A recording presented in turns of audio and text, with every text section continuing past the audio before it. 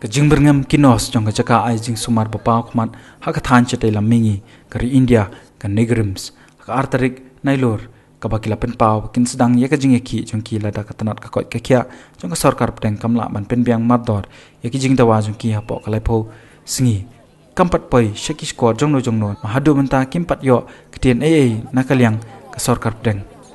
pen kan mau ka artarik mentau benai ki spangut kinos jong ka te chaka puli kila sedang ka Jingeh a phla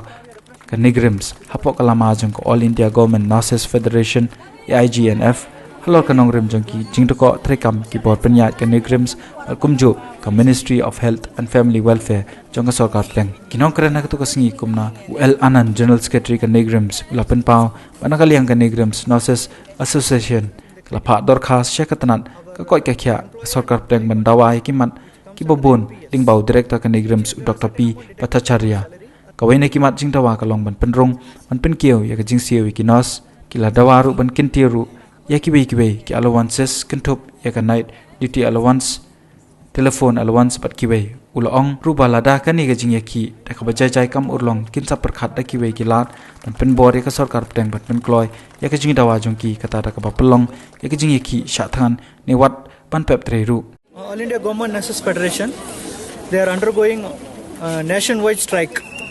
from today to demand 7th Pay Commission recommendations. Especially, we have been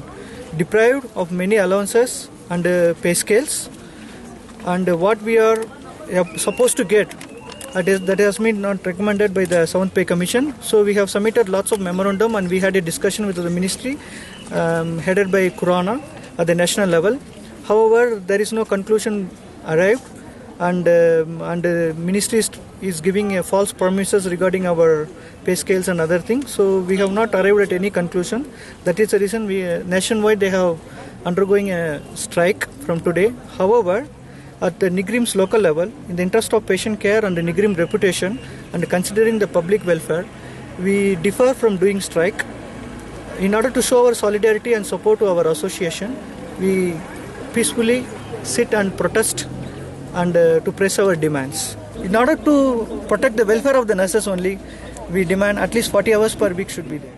Nakliang kinos ka Christina Hiamte kalaitho pakani ka Jingeh kalong persya ka Neigrihms sendai ka sarkar pdeng kalaitho yakur komtrei ka balong palat panya kenta balabo na kabenta kinos. Actually, we are supposed to work in a year 160 to 162 hours in a year, but till now we are working for 192 hours in a year, so